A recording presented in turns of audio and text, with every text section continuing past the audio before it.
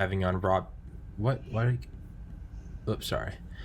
Tomorrow I'm having on Rob Manning, the which I told you in the email, the chief engineer of NASA's Curiosity program, Mars Curiosity rover, and I'm intimidated. Incredible. I'm intimidated. I wish you were there to hold my hand and walk me through it because I have no idea what I'm going to talk to him about. But yeah, It's an incredible piece of hardware, the Curiosity, and then now Perseverance, which, is it in fingers crossed makes that landing. Yeah. When is it scheduled to land?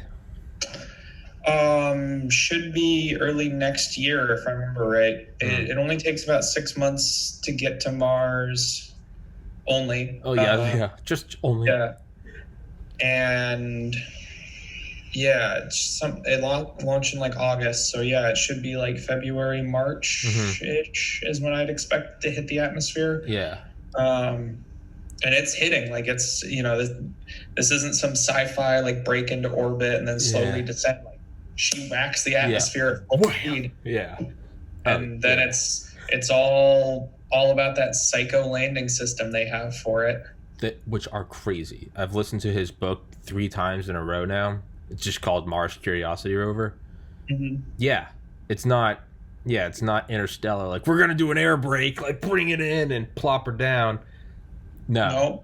She slaps the atmosphere at full speed, and then they have to kind of skate through pop chutes, rocket thrusters. I mean, it's crazy. It's a Rube. That's how he describes it. It's a Rube Goldberg. It's like it's the most expensive Rube Goldbergs we ever make. But they're just Well, that's what they talk about. Plans for going to Mars. The idea of landing there is non-trivial. Everyone just kind of assumes it's easy. We landed on the moon. Blah blah blah. The moon's a different environment, and Mars has got kind of disadvantages and advantages. But like the moon, we landed a toy. We landed a tiny little thing. Yeah. And the advantage of the moon, or the arguable advantage and kind of disadvantage, is no air, but low gravity too. So you can rocket land and you can do it pretty easily. Mars, you have just enough air to be a pain in the ass, but you can't really use chutes. You can't really fly. You're like, it's like it would be better if it had more air, Yeah. and it's got enough gravity to be a pain in the ass. Yeah, that's how he describes it. He's like, it's not the moon. It's not. Yeah. Yeah. And so that's why they talk about like trying to land people, because the Mars rovers are big, but people will have to come down in something even bigger, and then it's got to go back up. Yeah. It's not trivial, and that's it's not. There's always this assumption that like getting to Mars is the hard part. Getting to Mars is not easy, but like there's so much that needs to be done if we ever want to send people there that it's just crazy. That's why like some of these timelines, Musk. Yeah. It's just like, no, that just won't happen. It's not like you would need to have like U.S. military budget to make that happen, because there's so many little things you have to still develop. Yeah. Yeah. Like life support is something I was reading about recently. I didn't realize how kind of poor the life support on the space station is, and how I don't know if you'd live long the whole time. You have to have a life support system that supports you the trip there, the whole time on Mars and back. It might fail, and if it fails, there's no backups. You just die. But I think Musk said that in the book Space Barons by Christian Davenport. He's like, look, like we're gonna try everything we can to make this the best we can, but he goes, there's a 0% chance that no one will die. Oh no, I'm not talking about that. I'm talking about just like everything involved. With the current, some of the timelines you hear him talk about. It's like, stop snorting cocaine. Yeah, we're going to Pluto. Fuck it, we're going to Andromeda, and it's like, do you pump the brakes? It would be a chance that everyone dies. Right now. Yeah. There's just no will fail along the Rube Goldberg machine needed to keep the people alive and get them home. Yeah. And they will die, and they will die a very nasty death. Yeah. Yeah. There's no way around that. And I mean, it seems more, but it kind of contradicts. It's like we need to get humans there as a sort of like external hard drive for Earth. But like, man, you just see like the exponential increase in like technology, funding, sheer mass that goes with life support systems. I mean, it's the difference between, You know, it's the difference between a satellite and a manned laboratory, right? Yeah, I don't know. I mean, I get the argument of spreading out, and I think long term it makes sense. But I think this rush that we have to do it right now, I don't know if I really buy it, because what's easier to do right now is protect Earth. Like, yes.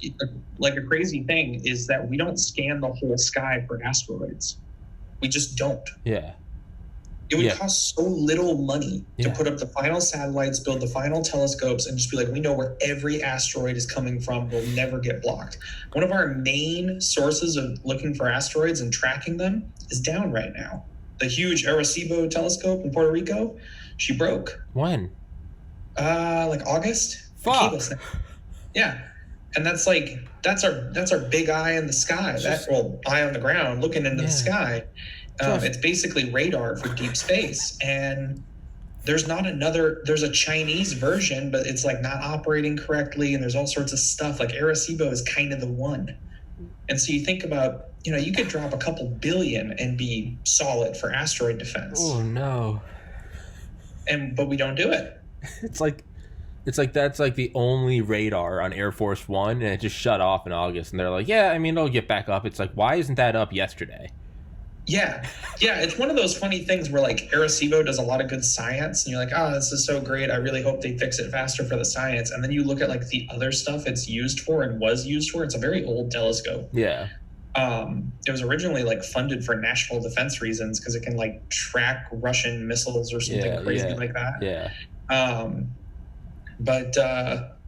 You're like, dude, it won't even cost that much. All you have to do is pay some people to freaking bolt another cable in and put it back together. Like, drop the money now. Yeah. Make that happen. Yeah. It's kind of like, I don't know if it is for other people, but I remember in like middle school or high school, like the first time I learned that the Secret Service is tasked with counterfeit money. Mm-hmm. And I just remember thinking, I was like, if your job is to protect the president, it should only be to protect the president. No side mission. And then completely separated, if your job is to make sure there's no counterfeit money, that should only be your job. The fact that you have both is like, what? Why isn't there another? They're not even closely related.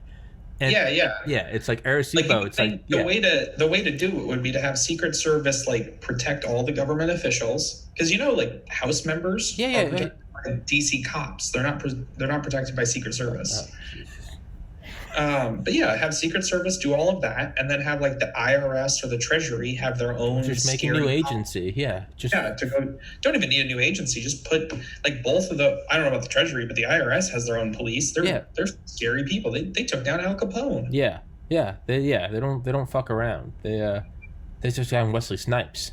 I mean, basically the same thing. Al Capone and White Men Can't Jump, right? But it's. So with Arecibo, that's kind of like the vibe I got from what you just said. It's like, oh, it does some cool things, does some cool science, make sure there's no civilization hitting asteroids, it tracks some cool color, and you're like, what was that, like, middle one? Like, right? It's... Yeah. But, like, it's, it's important to have it also do science. It can do multiple things at once. That's the other argument. Like, guys, come on. We get science out of having better observatories to protect Earth. And, we protect Earth, which seems like a very important and worthy thing to drop a little bit of money on. It's not even that much money.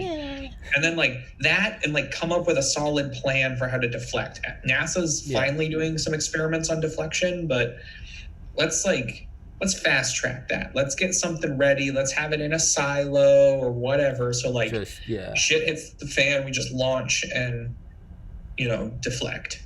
Maybe they're not worried because like SDI was operational. Maybe they like, SDI isn't up there, and SDI can't stop a asteroid anyways. Don't step on my dreams, Gerrit. This is. SDI is a very focused system. I know. It's not going to do anything. The big thing with an asteroid, the best ideas I've heard. I mean, there is research that the NNSA and NASA work on this a little bit. But the two ideas are hammer and slammer, and I don't remember which one's which, but one of them is if you have enough time, you just send a rocket out and it just slams into the asteroid and it just pushes it. Yeah. If you have less time, you send a nuke, and the nuke doesn't blow up the asteroid because that's silly. We probably don't have a big enough nuke anyways. The point of the nuke is it parks up, it ends up just to say 50 meters off the surface or something. And then it goes off, and all of the X-rays from the nuke ablate the surface of the asteroid. And it's like Project Orion. Turns it into a thruster. Yeah, it's a nice little thruster. Yeah. And wasn't there another one? It's just paint it. You just hit it with. There's like a bunch white of paint. other ideas like that. The problem with all of those is that They're not we have tested. to see them really, really like far in the future. Okay. So we need more observatories. It really We're is. back Yeah. to the same problem. It's. And I don't know. I want to have. I like the nuclear one because it has the most oh shit capability. It's just also because tested. It's tested. Yeah. I want it to be able to deflect something in very near term. Yeah. And then after that, the painting it or the gravity tractors or all those other ones are beautiful. But they all talk about needing to detect it, 25 years from impact. We miss rocks all the time. There are rocks hitting Earth, pretty big ones. And the ones that go by that we miss, you always see it in the news. We see them like at the last second. Yeah. It's like, it's not so much the dino killers. We've probably seen all the dino killers and we kind of know where they're at. Maybe. It's worth checking. But even that's not something you want to have a maybe on. Yeah, you don't have a maybe on, but like I'd say the bigger thing is let's stop all the city killers. Yeah. Yeah. Like that one that hit near Russia, if that thing had been a couple miles off, that would have been. Yeah. I had a ton of dead people. That would have been a killer. Yeah. I mean, you wouldn't even know you go that far back. I mean, was it Tunguska? What was the 1908 one in Siberia? Oh, that huge one that hit in Siberia. No one even knows what that thing was. That thing was monstrous. It knocked down trees for like 50 miles. Oh yeah. It looks like a pile of like toothpicks until you realize they're trees. It just flattened them. It's kind of like Mount St. Helens. Okay. That just came out of okay. I think it was Graham Hancock that said the amount of money we spend every year on asteroid detection is about the same amount of money as it costs to run a McDonald's franchise, a single location. Yeah, it's a lot of the thing I remember hearing is that a lot of it is also volunteer work. It's literally people who look at data because they don't have enough people to analyze the data. And so there's like just heroes on the internet who look through the open source data trying to see if there's asteroids there. That'd be that's beautiful that happens. Sure. But like it's not that much money. We really isn't. It's crazy because when we talk about like scales of problems, it's like climate change, big problem, lots of money to fix. Asteroid strike, not a super pressing problem, could totally murder all of us though. Very little amount of money. Yeah. It's like, I'm trying to think of even a good example. It's like getting smoke alarms. Your house is not likely to burn down. But it'd be really nice if you didn't get caught inside the house when it got burnt down. Yeah, it's like someone taking pot shots at you, right? Mm-hmm. It's like none of them are hitting you. They're clink, they hit a girder, a tree, they bounce off the pavement. But like, if it does hit you, very small chance. If it does, it will kill you. So just put a helmet on. Just put a bulletproof vest on. Not much. Probably won't hit you. It's like if someone's taking pot shots at you and I said, all you have to do is pay me $1,000 and I will give you a big piece of steel to sit behind. Yeah, and just go about your day. And you're not paying the $1,000. Yeah. You're like, dude, I'll pay the $1,000 in an instant. You're like, I'll just wait till I see the muzzle flash. I'm really quick. And you're like, exactly. That's basically what we're doing right now. And we're like, I'm kind of looking, but not really. I don't see them. Like part of us, we're kind of leaning behind a rock, but sometimes a little bit. Yeah. And every once in a while, you hear the supersonic crack when it goes right by you, and you're like, hey, whoa! And everyone gets a little scared, and then it's like, anyway, man, fucking Patriots are playing this Sunday, and it's like, we just, and like. And our friends are lying around us, old skeletons of friends that died 65 million years ago, and they all have holes right between their eyes, and we're like, I mean, I know it happens. Anyway, crack. I know it's crazy, and what also blows me away is that the only country really even doing anything is the US, and we're doing it haphazardly. And it's like this seems like the thing that the UN should set up, is just all of the countries all just like make a pool of money, a very small pool of money. We won't even ask the poor countries to pay. We'll be like the ones on the Defense Council, right? Sure. You get UK, US, Russia, China, France. I don't remember who else, but those are like the big ones that leap to mind. All of them put in a little bit of money. Mm-hmm. And then we set up the system, and we can even make it some like UN joint system. We could even theoretically have like UN joint nukes or something. I don't know, however they want to do it. Or Russia and the US just both agree that we're we have 4 warheads set aside for this, and both sides can come check it out and see what they are, and blah, blah, blah. This is a doable thing, and it's an easy thing to do. Yeah. Not only that, you could be like, hey, here's a free reason. I'll let a couple like ICBMs off the rails and get some like live testing in, right? Because there's no more. That, you could use it as a disarmament thing. You could say, hey, you need to put, because everyone wants to lower the stockpile, especially the U.S.-Russian stockpiles, which are so big. It's just like, hey, take apart 1,000 nukes. Or whatever, because both countries have a ton of them. And while you're doing it, pick out what are the best components of them, and then you can pick like 4, and those go into the special stockpile. But otherwise, you can cut some sort of deal like that, or you even theoretically could say, hey, we're going to do a test.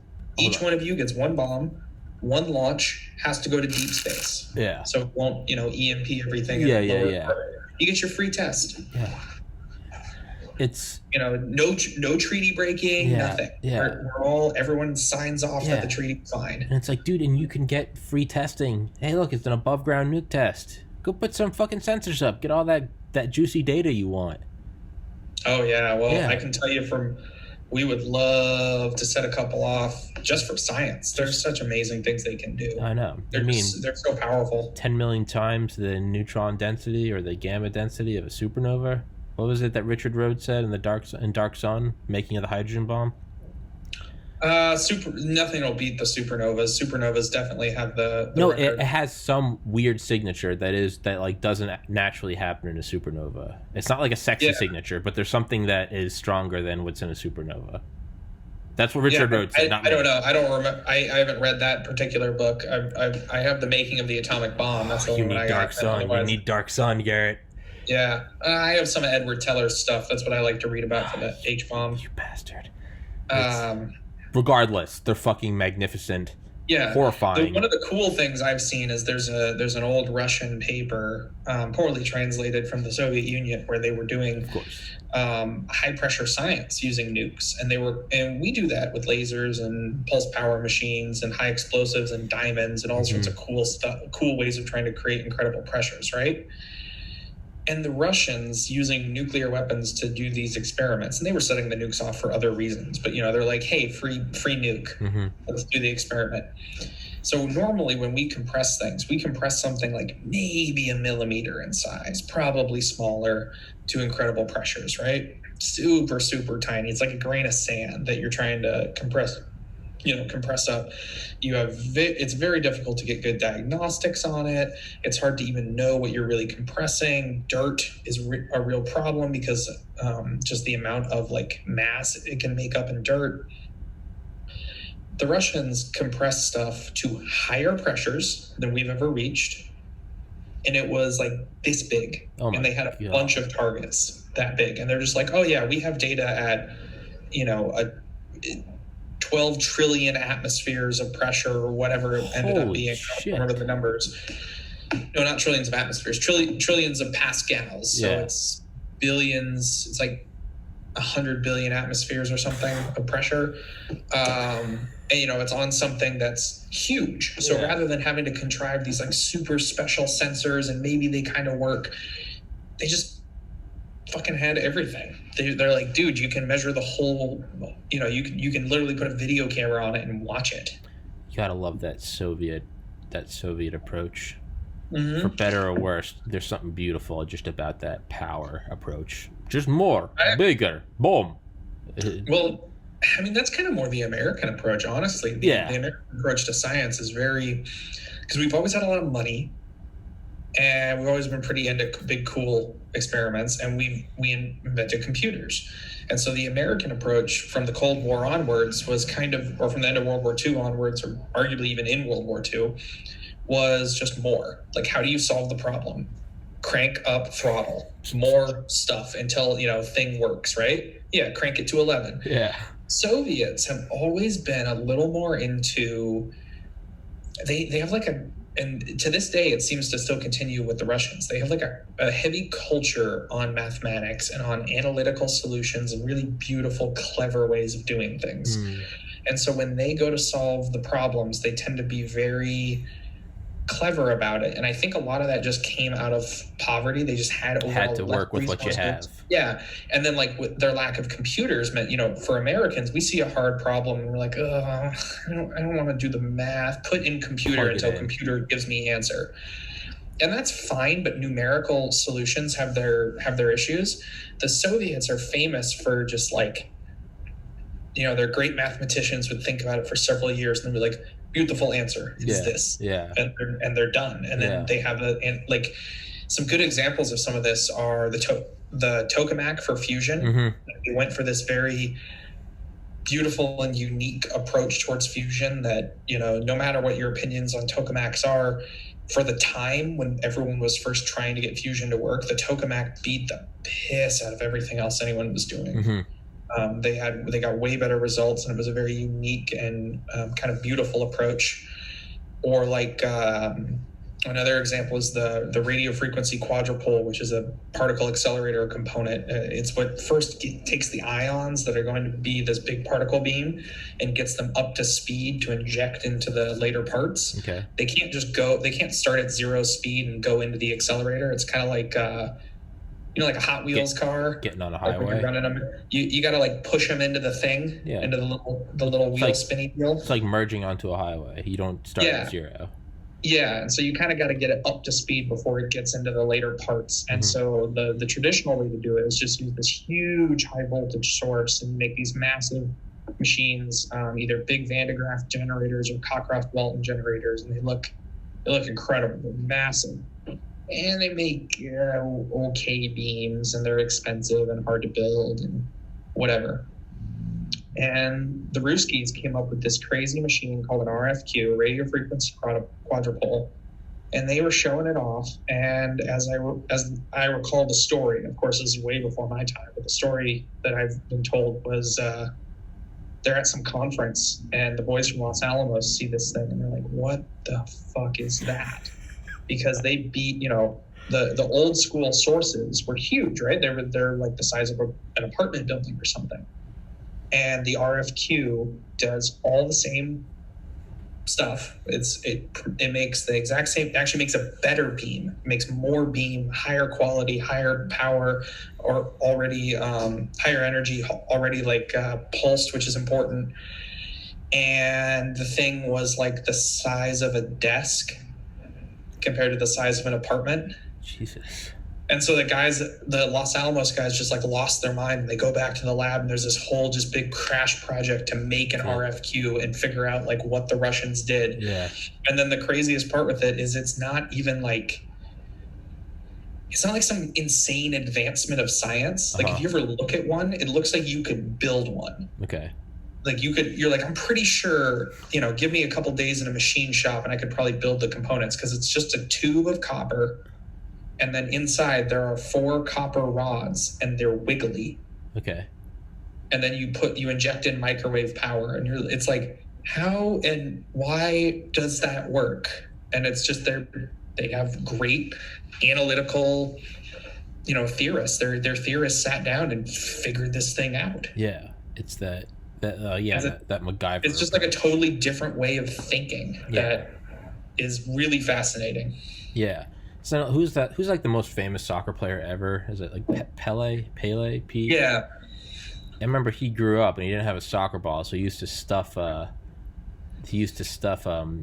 newspapers into a sock and practice with that. And there was something about it, because it's clearly not the same weight or dimensions, but like growing up with that gave him some weird muscle memory that when converted to soccer. Like, no one else knew how to do this thing he did. And it was just from like 20 years of using a sock full of newspaper. Yeah. And it was like, yeah, it was some weird thing like that. But yeah, it's like a very, it's almost like kind of like the stereotype of like the super like several chess moves ahead, like KGB, right? The very long, slow, and it's like, because they don't have like the limitless resources. So instead, it's like, how are you gonna like judo this problem?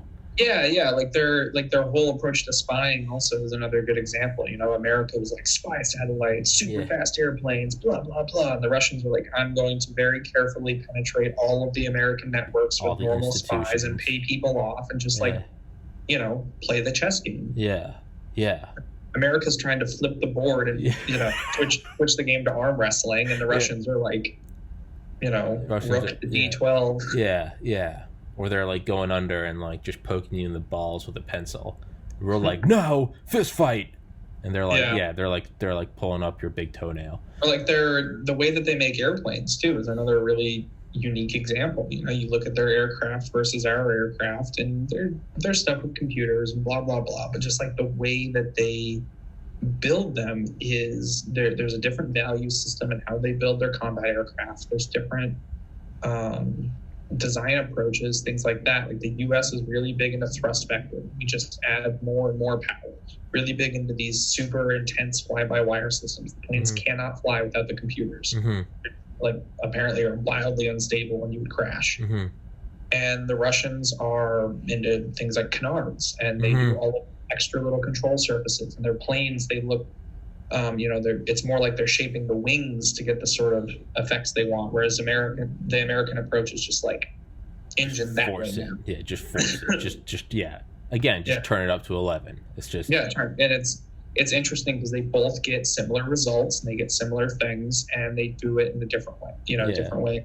Yeah, it's or like the German. What was the German tank? The Tiger. Was that the? Really Tiger 2. And they always said like the Tiger could take on 4 Shermans, right? The Shermans were ours, right? Yeah, sure. Yeah, of course. The Russians were the T-34, I want to say. Yeah, and they're always like the Tiger could take on 4 Shermans. Like it would take out 4, like just 4-1. It would do it. And I was like, well, how did we win? Well, we always had 5. And we just I mean, the Sherman is kind of unfairly shit upon, but yeah, you're right. Like there's a different viewpoint too. The American approach. One of the other things that we did super well in World War II was combined arms. We never wanted to fight tank versus tank. Tank versus tank is stupid. We had tank with infantrymen with bazookas and an airplane coming in and artillery coming in because we wanted to win the damn war. Yeah, we didn't care how it was done. Yeah, that, you know, me as tank commander, I have bigger PP than other tank commander. Yeah, no, it was just... Or it's like the Japanese with their battleships, right? The Yamamoto's big, incredible battleship, huge guns. And you might wonder, like, why was there never a Yamamoto versus Iowa fight? That sounds incredible. And it's because it was dumb. Because we didn't want to get into an even fight. Yeah. And even the Yamamoto versus Iowa would have been... There was a chance an Iowa could have lost. Yeah. So why even waste that money? Yeah. So we just used airplanes. Yeah. It's solve the goddamn problem with something that it can't take. Yeah.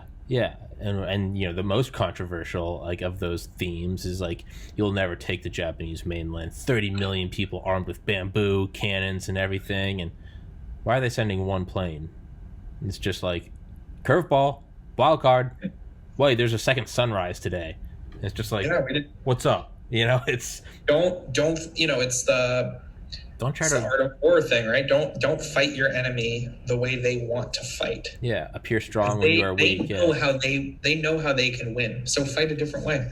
Yeah, win the battle before you go in. Appear weak when you're strong. Appear strong when you're weak, right? Yeah, Sun Tzu. Yeah.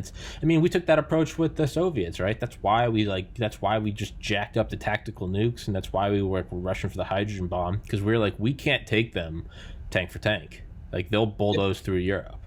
And we were like, but what about some nukes?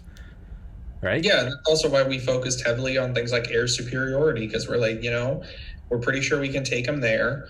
and your tanks are great until I fucking bomb them out of existence with a bunch of neutron bombs or whatever, you know? Yeah. Or it is, and that goes kind of back to like the tactics. It makes me think, because obviously, did you see those videos of Tsar Bomba like a month ago that were declassified really by the Russians? That was cool. And obviously, well, not every, but people like me that like them, or like you. No, it was 50, right? It was 57 megatons technically. It wasn't 50, right? Wasn't it like 56? I've never heard super solid numbers, just that it was 50. Yeah, and plus or minus something in that. Yeah, and it was supposed to be 100, right? But they realized that the pilots died. They took out the multiplier. Yeah. In Gerrit Bruhaug's Raven Rock, he talks about the DUCC, the Deep Underground Command Center, because it didn't matter how good we were and how quick we were and well rehearsed we were at getting our leaders to bunkers. We realized ultimately, like, any gap at all is just bad. So under the Kennedy administration, the DUCC was proposed. It would have been, I think, the exact same square footage and like basically the same shape as the Pentagon, but would have been, I think, exactly 5,000 feet down below the Pentagon. 5,000. I'm not saying that incorrectly. Look it up. It's insane.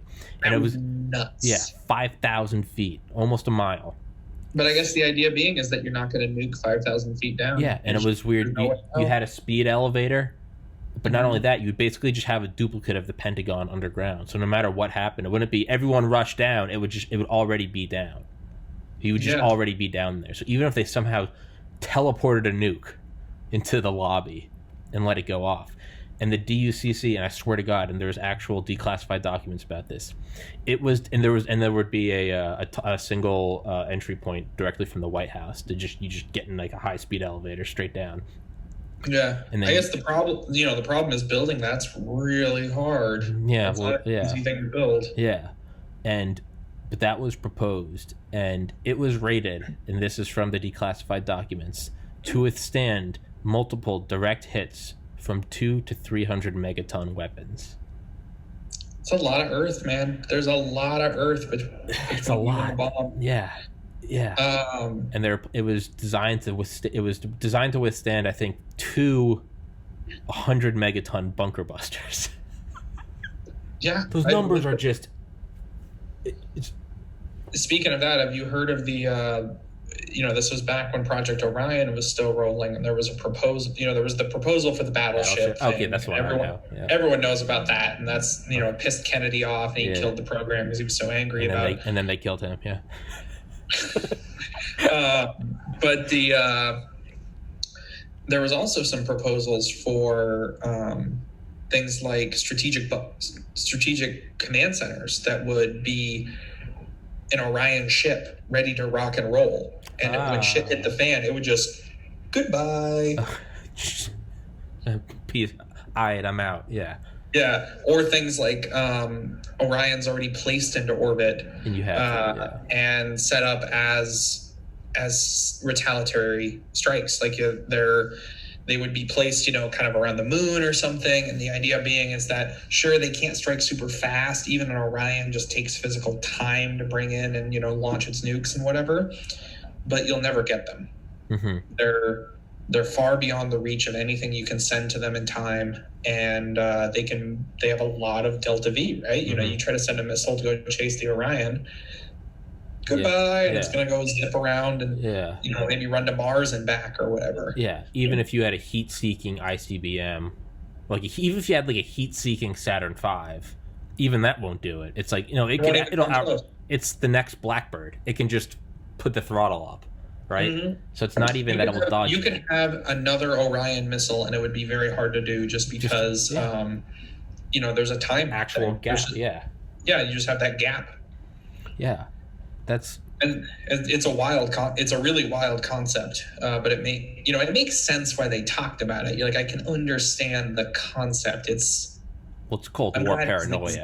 Yeah, but it's There's another great book by Vince Houghton, who's the curator of the National Spy Museum, who I've tried to get onto this podcast several times, but he's busy. But he wrote the book Nuking the Moon and Other Insane Cold War Ideas That Never Left the Whiteboard. But he talks about, he's like, all these Cold War plans. He talks about the DUCC as well. He has a whole chapter on it. Whereas Raven Rock had like a couple lines. They did a whole chapter on it. It's I was foaming at the mouth. But like he talks about Cold War paranoia. He's like, you have to understand like where this was coming from. It was like these plans, like, you know, when your job is to look at the chessboard, that's where you get these insane ideas. But he goes, the Cold War was really like was like the era of desperation. And he goes, necessity is the mother of invention, right? He goes, desperation's the drunk uncle. He calls you once a year on your birthday and says he swear he meant to send you a check for $10. And he goes, but I got an idea. He goes, 3 a.m. He's telling me about this business plan. And he goes, and then you never hear from him again. He calls back the next year. Maybe you see him at every other Christmas. He goes, that's desperation. And that was the Cold War. I got an idea. We're a nuclear-powered spaceship, command center, we'll put it behind the moon. They can't hit us. It's like, okay, right? And it never panned out. But, yeah, I think about, there's the one, I remember, I don't know why it stuck out to me, but it was in Interstellar, when they go to the post where Matt Damon is, right? Not Matt Damon. Yeah. Matt Damon, he's like the quote. Like he's like the cloud planet. Yeah, he's like the quote unquote kind of like bad guy, right? If you will. Kind of, yeah, right. It's But I remember there's something about the scene when they're like walking up to it, and it's just got like a lone American flag. Like the rest of the movie didn't matter to me. There was something about that scene that I was like, that's like the final Hail Mary, fourth quarter, 11:59, Project Z. If all else fails, just get physically out of distance from everything. And it was like, that was like the final 100 levels above top secret. Like, that's what it is. It's just an outpost on a planet with one human in cryostasis.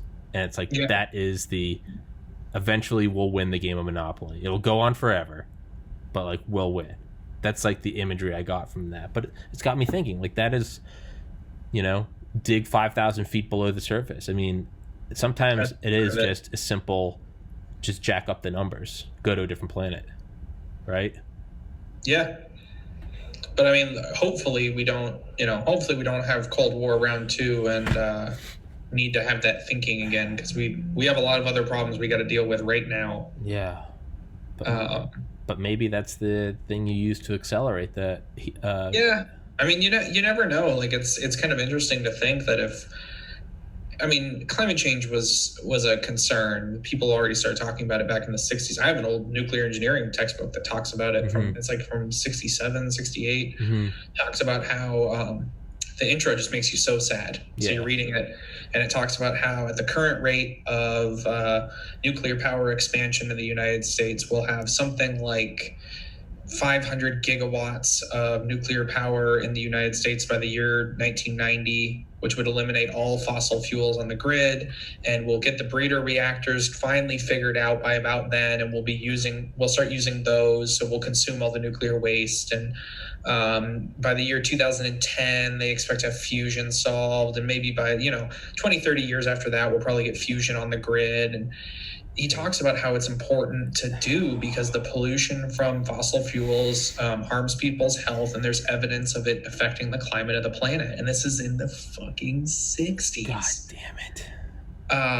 But you imagine if that was more on the docket like it is now, where everyone's really thinking about it, in like the 80s or something, maybe you could have gotten the US and the USSR to really go at it over like who can be more green. Turn it into a national security issue. Yeah, definitely. Like, full on turn it into like, we need to do this to be more prepared than the Russians are. Yes, we need to be more sustainable than the Russians in a long-term war. Yeah, you could have gone with Dr. Strangelove on it. We cannot have a mineshaft gap, right? We cannot have a green energy gap. Yeah, we can't possibly be on coal any longer or whatever. Yeah, I think that's the move, is like, I think we've talked about it before. Like, we should be doing fusion. Yeah, we should be getting an hour of exercise a day, but nothing really kind of lights the fire, like going to the doctor and then being like, you're gonna drop dead in the next year, and you're not gonna like see your kids grow old unless you like cut out the fast food and start doing cardio. That's when you start doing cardio, not the 20 years prior of like, here's the food pyramid and here's what you right. And unfortunately, that's just the human operating system. It might be China's doing fusion. China's going to Mars. Like, we cannot have a Mars colony gap. That might just be the way it works, and it's shitty. But that might be just like the real.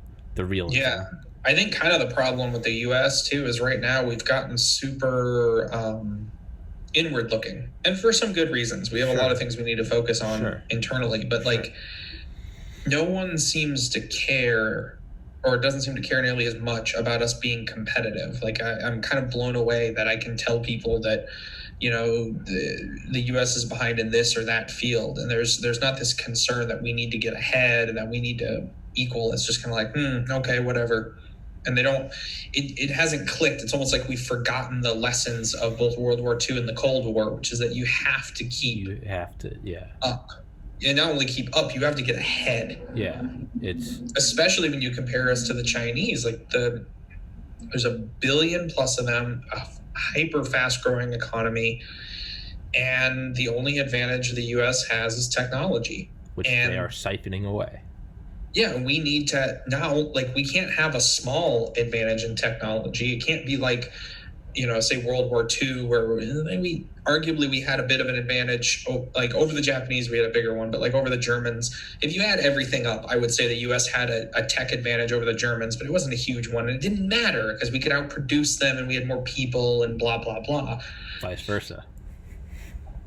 But against the Chinese, we can't outproduce them and we don't have more people. So the only option is we need a big tech advantage. Yeah.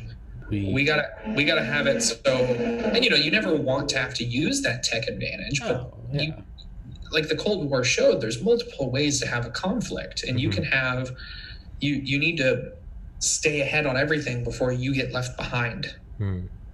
Yeah, and we're just right there, and it's like, I think we've grown up. Like, we still have this, like, overall, we still have this advantage, like on a broad scale. And the scary part is how we're not like, accelerating. If you look at the rate that we're getting caught up to versus the rate we're advancing, it's, you know, that's where it looks scary. It's like we should be putting on the rockets, we should be pumping money into so many things, and that we're just kind of getting closer and closer and closer. Their Orion ICBM is catching our Orion Escape Command Center. Yeah, and it's not good. We should be accelerating. At the very least, we should be maintaining. But they're closing, and it's but it's abstract, right? It's you know, you're a fearmonger. We got to worry about the election. It's like, no, there's this like broad scale. I mean, Michael Pillsbury's book, The 100-Year Marathon. He was the Deputy Secretary of Defense under Reagan. Brigadier General Robert Spalding's book, who I had on this podcast, episode 160, his book Stealth War. I mean, they both talk about like this stuff is like decades in the making.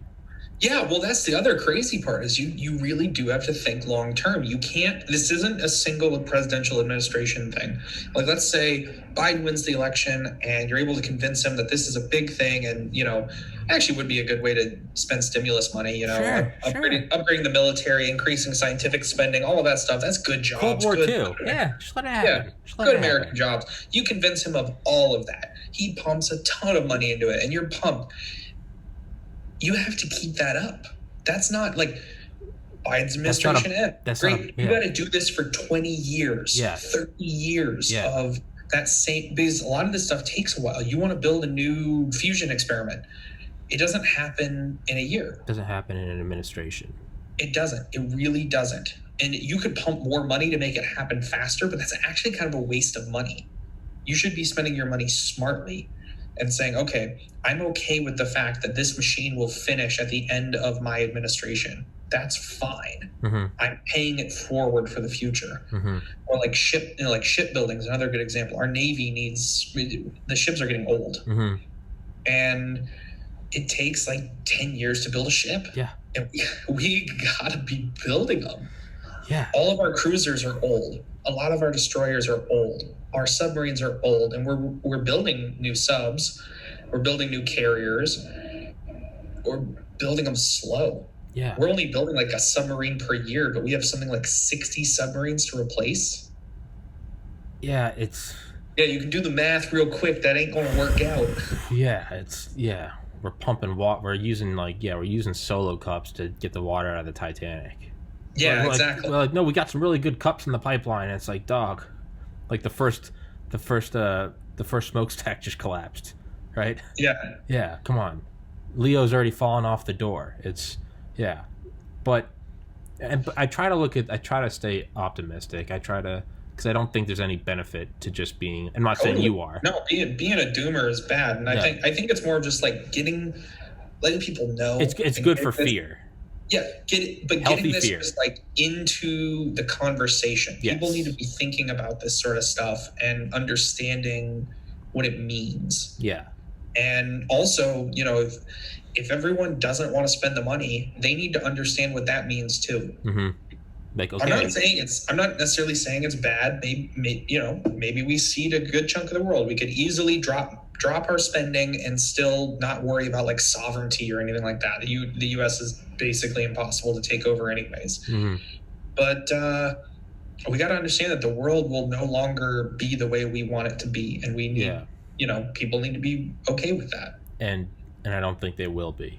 I mean, you can see that just with the military, where we spend, we ask the military to do a lot, but we don't necessarily fund them at the rate necessary to do it and replace and keep their equipment up. Yeah. We're still kind of rolling on this Cold War buildup of weapons, and that's running out.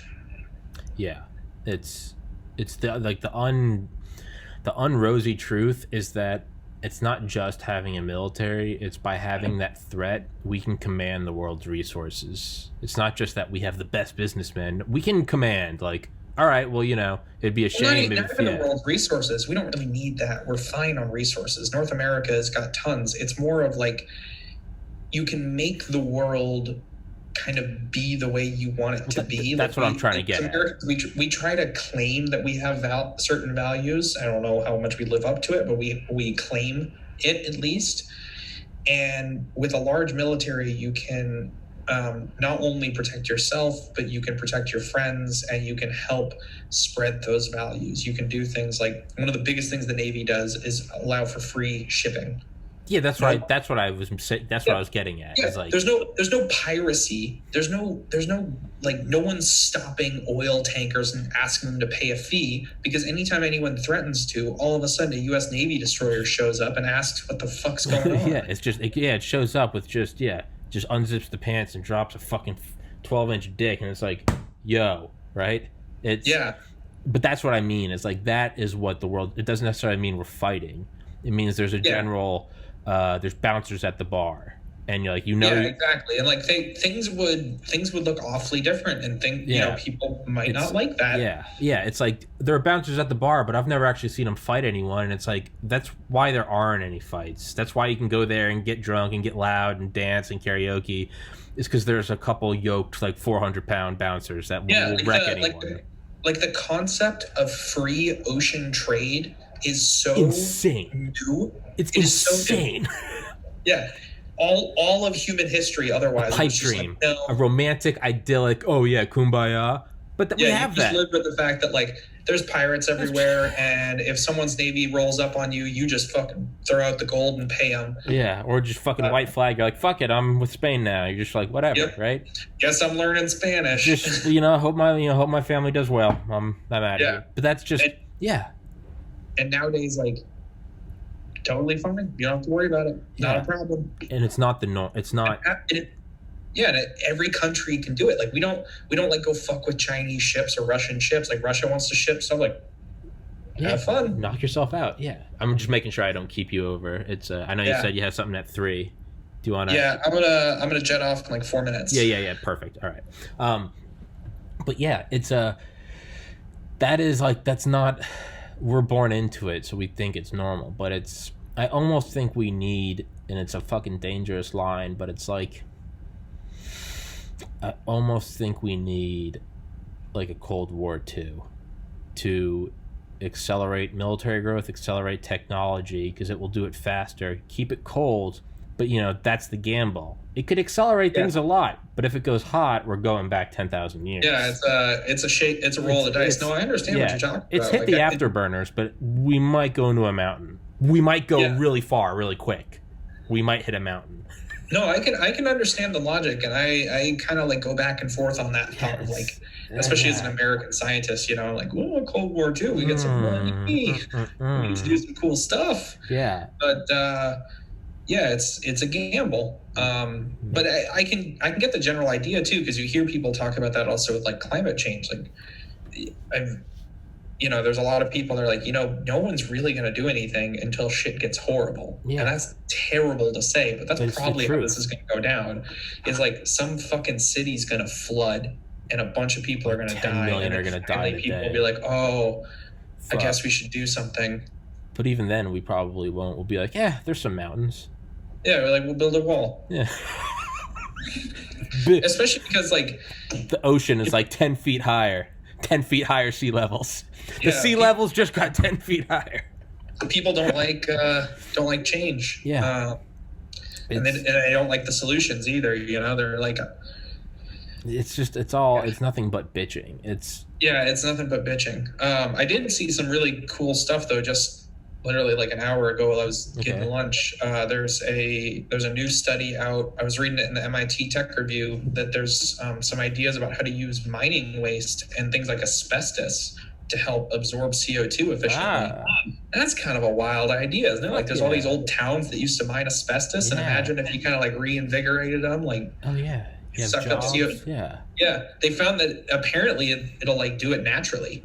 Like it's all about just crushing it and kind of mixing with water and things like that. But like, you don't need to pump a bunch of power in, which is good because a lot of those CO2 capturing ideas are, they need a lot of juice. Mm-hmm. And then the question becomes, well, where do you get the power from? Well, that's what I was getting is like a Cold War II is, and now I got to let you go in a minute, right? Yeah, I got you for 1 minute. Yeah. Like a Cold War II is like, you would have all that and that would be the risk, the gamble.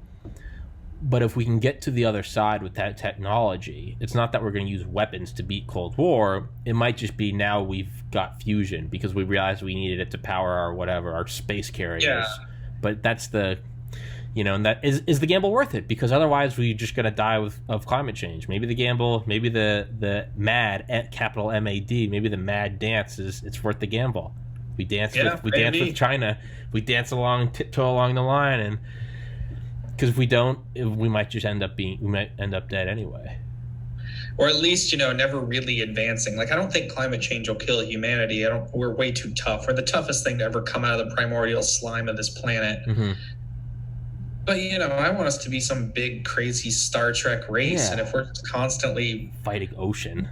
Yeah, and drugged down and focused on other things, well... And, that's another reason why, on a totally different note, stuff like pushing forward for a better society, better people, better world, treat each other better. Like when you run into like racist people, it's like, what are you doing, man? It's just What's old. Yeah, they're on an old operating system. I want the Star Trek future. Yeah, they're go back to 1940. Yeah, they're working on floppy disks, and it's like we're on USB-C, and it's like, dude, we got to for fucking fuck. So you're right. I mean, there's the argument that we got to fix everything here before we can become a starfaring species. But it's 2:55, and I know you're busy, and I'll keep as always. I can keep talking, so I'm gonna shut up. And Gerrit Bruhaug, thank you very much for coming on. And until next time, my friends, stay safe, stay healthy, and God bless. All right, buddy, take it easy.